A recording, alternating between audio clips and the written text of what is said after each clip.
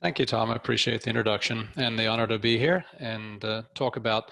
Arlene specified we want some success stories to talk about, and so we've been lucky to have several success stories about what I've described as research driving policy.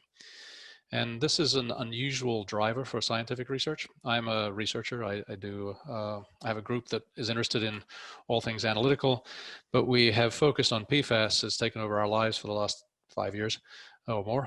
And so I thought I would broaden it just a little bit and leapfrog off what Tom had started with the 6 classes idea, because we really got this idea from Arlene when she came by and talked about brominated flame retardants. And I think that's an example that we could use again and again, because it was one of those things that industry had a toehold on this sort of toxic chemical and poisoned an entire state full of them back when there were polybrominated biphenyls. But we've now switched to polybrominated diphenyl ethers, which was the regrettable substitution. So everything that Tom just talked about happened with these terrible flame retardants. And that's the time when I met Arlene, and I decided we could measure those with x-rays, and we could. And we went dumpster diving with all sorts of samples, and there was something students could do and get engaged in.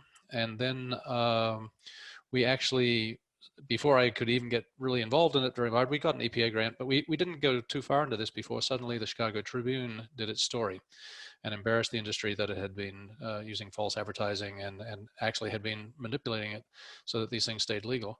And within months, the California legislature had, or the governor had changed that this isn't required anymore. And as of 2015, all furniture in North America is made without brominated flame retardants, which was a remarkable policy change that I'd never seen anything like that before from a scientific-based argument. And so if policy can change with a good scientific-based argument, I began to see if we could do that too. And this is where our effort came in. We found a spectroscopic way to measure total fluorine. It was well known, but nobody had ever applied. Nobody figured out what to do with the fluorine. They just measured coal and a few other things. So we decided to measure consumer products. And this paper was published back in 2017 that most people are aware of, that we did fast food wrappers because they were available. Students could get them for free if you just ask for them. And we went around the country, collected them, and found that a significant fraction, 30 to 40% of the fast food wrappers were starting to use a fluorinated PFAS coating because it prevented the leak of wax through the wax paper. It's not wax. It prevented the leak of oils and water through the paper. But just the mere mention of a toxic chemical being on a consumer product that consumers were very interested in. There was viral publicity that surrounded this. Our test method is shown on the left. It's very easy to distinguish in paper, a fluorinated compound from a non-one. And I'm happy to report that after this paper came out, we got lots of publicity, of course, but what happened was that of the 20 companies listed in our study, all of them apparently switched away from this in the next 18 months. Not because of any law change, because the laws didn't change until about 2 years after this. The first laws started to regulate food packaging in terms of PFAS. Those are only state laws, of course. But the companies just didn't want to do any damage control with respect to a toxic chemical. They sell French fries, they sell tacos, they sell pastries. They don't really care about the wrappers. And so all the name brands switched away from them, and the paper industry was by and large quite happy because they were selling more product of different things. And the only people who lost were the chemical companies trying to push the PFAS. So I think that was an example of a science actually driving a change, and it was very similar to the previous one, except we didn't have to have regulation involved, which was even quicker, I think.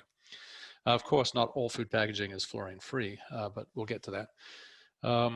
The more recent one came out as the PFAS and Firefighter turnout gear. These are the outer gear that the firefighters wear to stay in a structural fire at 300 degrees.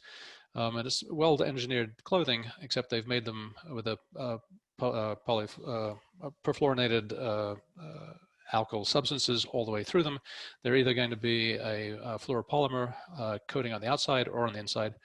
And they serve different functions, but the primary function is to keep the firefighter dry.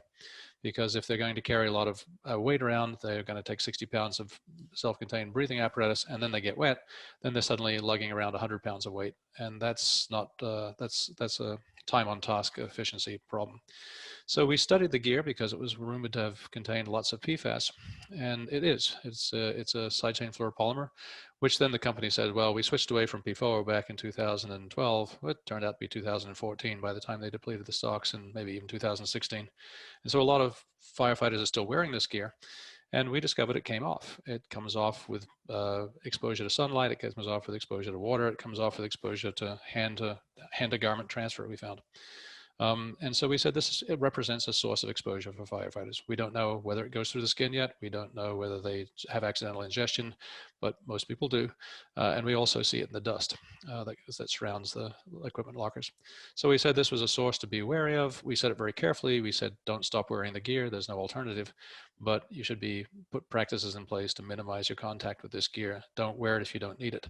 And a lot of the firefighters are lounging around in their gear waiting for the next call. And it's, it's an eye-opener because the firefighters weren't told that there was a toxic chemical anywhere near their gear, and they were mad. The result of that was all sorts of policy changes in fire stations across the US now. The International Association of Firefighters put out a memo saying, this is pretty serious, we better address it, without saying that it actually exists. And there's studies being commissioned to reconfirm the results and try to estimate the exposure. The exposure science is important. But there are concerns about it, and we managed to affect this with market forces, because what has happened in the last 6 months is that a major textile manufacturer has produced an NFPA 1971 compliant turnout gear textile. It meets all the other requirements, but it's made without PFAS. It can be done, just like the AFFF can be fluorine-free. And this one is a fluorine-free jacket that satisfies all the requirements. The companies that make other gear aren't so happy with them, and they're trying every sort of test they can to try and stop them. But at the moment, that company is going to get a jump on the market, and 3 other companies claim that they're going to have one out shortly. And we'll take orders in a few months for one. And that's just an example of market changes happening because the firefighters' unions are up in arms about this. And the Nantucket Fire Department, 25 people, are buying new gear and they want fluorine-free. And that's not a very big seller. But now the city of Chicago, union number 2, the city of San Francisco, and the city of New York are all inquiring. And that has the manufacturers changing. And I don't care that the manufacturers change. They will be glad to have led the charge in 6 months when they look back at it. But we sort of brought them with a paper. And I think that's an example of positive change.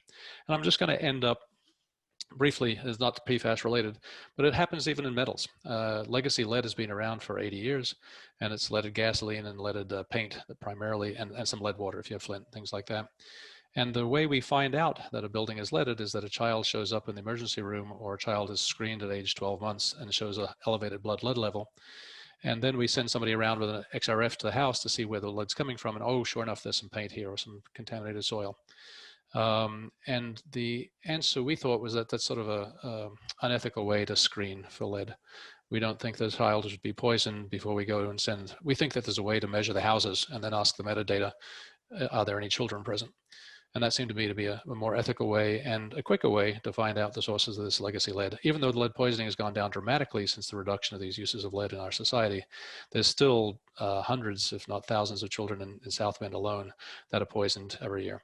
So we're trying to do this in South Bend. We just got a HUD grant yesterday to extend this statewide. And so people are beginning, it's an old problem. There's no funding available, Well, suddenly you have an idea to change the whole paradigm. And what we do is we made this test kit. When you send into the house, the homeowner or the renter can take their own sample and send it back. And completely without any certification, this is just a screening test to see the presence of lead. We can do it with an XRF and do it automated and get the results out to thousands of homes in a short period of time. And this is the chance that people could take their own initiative to try and screen the houses for lead before we put children in them. So that's what we're working on all sorts of fronts. I think that's going to be business driven again. We're going to try and make an economic model for it. We change regulations if we can change the standard operating procedures or change the regulations.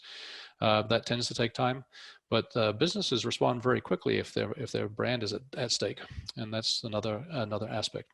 And so I'm having a lot of fun, as was mentioned by Tom. We'll put anything in front of the beam to measure it, and I don't even start the list of things we put in there. And there's places that are fluorine free, which is really quite fun to see, but there are also a lot of products that contain PFAS that we have yet to discover yet.